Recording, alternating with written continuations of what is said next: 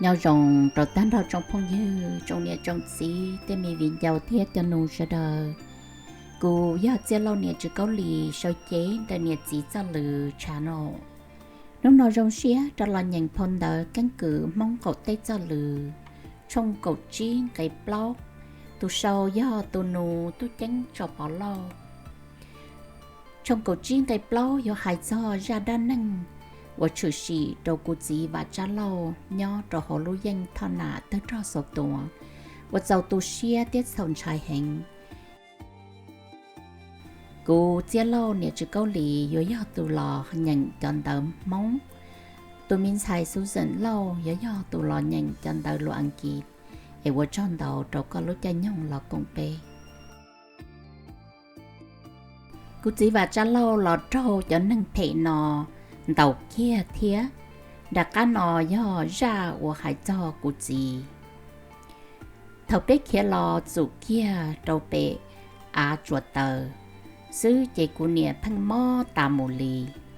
chỉ mỗi ít nú rồng lò một cho thầu bê lò nhỏ tù đồ tỏ rõ cơ vì lý nó của gì suy cho của nè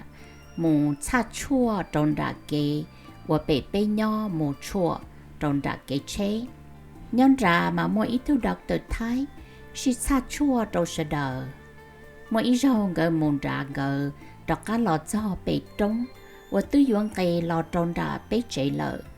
chỉ giờ bỏ thu cu lòng cơn đồng nho bể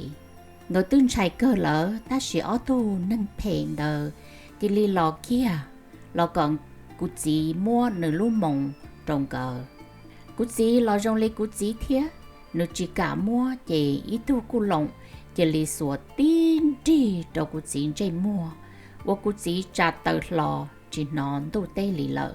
cú nè chỉ lấy trả suốt lò qua đó chỉ đó lì lò chỉ mua nâng ba tàu ở tu nâng phèn đời trong lấy họ chỉ mua cú gì ngờ tua ta chỉ chuột lấy cú gì lúc mộng mù lợ trên ngờ kia lợ từ tàu đây chờ của chị mà chỉ lo thế của nè thì li mua nữ bù lo chế thầu lo cho chế bé tàu hay sẽ đợi cho cứ ti của nhau ý ròn đờ tàu li cầu plau một trâu cầu chi lăng li cho can chế một số bé khó chờ của của chị trong tàu đờ vì của chị tàu hay thì ở tu nâng phèn đỡ gờ tua cần tông bé thầu bé một cho bé nó gờ trận nhon gờ bể tia sau đó theo li tàu qua tớ trong cờ còn gọi cho linh cho bế một lời tọ của Nason refugee camp leader cờ sai bế chống hận chèn cờ qua chỉ tàu li cha gọi theo linh cho bế một trò tọ thọ bế một sao tọ của chỉ tàu một bia tây sự nọ trâu của Nason ta theo của Nason nu ở thu cu lồng đờ chèn cờ hai tia gọi chỉ bóc cho ra nọ lý cú chỉ bỏ mua trường on công lạ là hoa nát xuân chỉ li hai tia, nhưng gỡ chỉ lần chỉ nâng mua chống muôn tàu, nếu vô mua gỡ trâu gì chỉ tàu đã chỉ li, nên chỉ sai mà, cha dù do nâng lọ kỹ lúa to dù ya, lọ kỹ lúa tài lọ trâu dùng xài, mà tàu tu xế cơ, ở tu nâng phê no chỉ li đi đơn đợn gỡ cho cái của phê linh đầu tia. Cú chỉ lò lầu lợ thía trên nửa tàu đông nửa tù mò nọ lò cho thầu lò thầu nó yếu dài bế mù lò muôn tàu rậu yếu lò na lò xì yếu chán tu nếu trận xì trồng sao khó cú lông tàu nương tờ tu xế cơ thầu yếu nâng to nạ chả mốt xá yếu rồng gầu lì tê chia ủa luật tư mua cờ trò hông của lợ ít thầu tư lưu yếu mua tùa chê chê lì để lọt tùa xứ.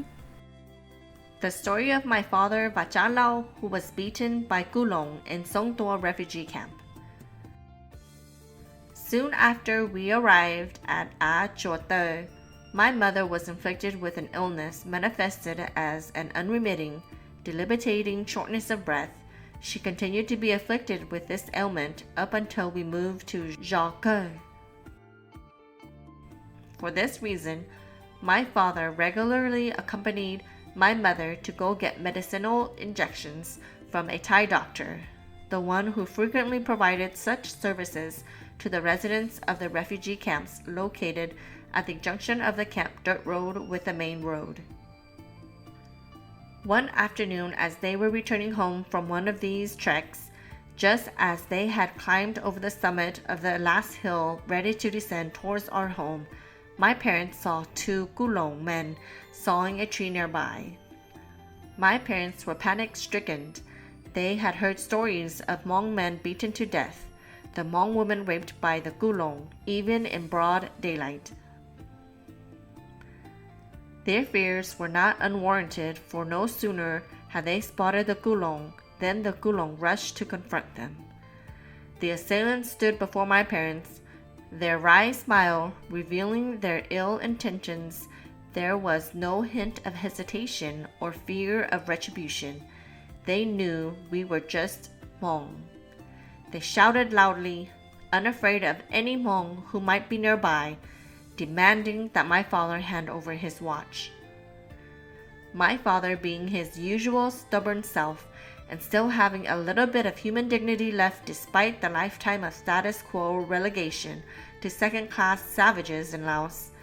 and the more recent years of being shuttled like animals by the Thai, he refused to relinquish his watch.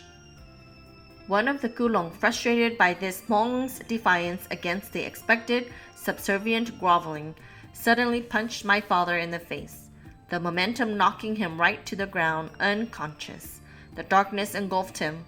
no further tormented from the knowledge that he was a part of the most downtrodden people in the whole world peace.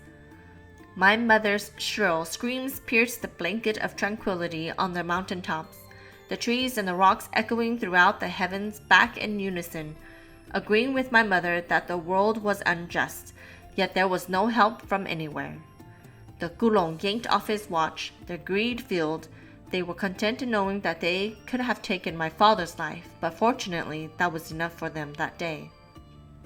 My father was out for a long while, perhaps in that peaceful netherworld where no others could intrude and invade and violate the Hmong. Perhaps it was tempting not to return. When my father finally regained consciousness, my feeble mother gathered her every ounce of strength to assist my badly injured and concussed father back to our home.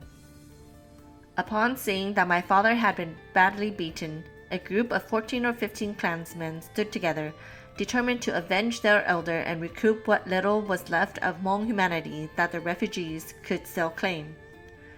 They returned to the crime scene hoping to find the aggressors, and sure enough the two same Kulong were still working on sawing the tree as if nothing major had happened, because perhaps to them the robbery and beating of the Hmong man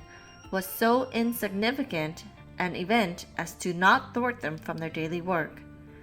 The Hmong group, filled with righteous vigor, were strong and fierce, yet so civil as to only demand that the two Kulong go with them to meet with the refugee camp leader. The Kulong, seeing no other possible choice, went with the group without any struggle. There, before the footstool of the Thai-appointed camp leader, my father explained the chain of events leading up to the present to the camp leader. When the camp leader finished listening, he turned to the two Kulong, but they denied knowledge of the preceding events. Res ipsa loquitur, even though there was a rather large subcutaneous hematoma on my father's supraorbital ridge, the camp leader told them point blank that since there are many people, there's no way to really determine who did it, so he cannot punish them, the Kulong. Look at us, because we are a people who, as the saying says, have come to borrow others' hills to raise our sheep and borrow their bowls for our rice milk. We are a pitiful lot. Those two Kulong, like so many oppressors of the Hmong before them and so many after them, got away with countless heinous crimes against Hmong and humanity scot-free. The physical and emotional trauma affected my father for the rest of his life, a burden that he carried with him even to the grave. In the months before he passed away, with the changing of weather from rain to shine or vice versa, the pain manifested itself, reminder of an earlier age when Hmong were treated as quasi-humans. As refugees, we were pent up behind the gates of the camps, each of our lives at the mercy of the Kulong and Thai, who could come in at any time and slaughter us. Or if they didn't then, it was because they already knew they owned us and could do it at any time. Kiến cử mong cổ tê cho lừ trong cổ chi ngày plau. Cú chỉ và cha lâu ra đá nâng của trâu cú lồng đầu nho dân thân là tơ cho sụp tuồng. Chú là sau li nó sư, ấy của trâu đầu trâu cá lô cha nhông là công bê. Trong yếu tờ tấn đây nó do trong cổ chi ngày chi. Ra đá nâng của chú sĩ trâu cú nho khổ lô hồng mộ. Sụp tuồng, ấy bê mà lấy xin chi đùa.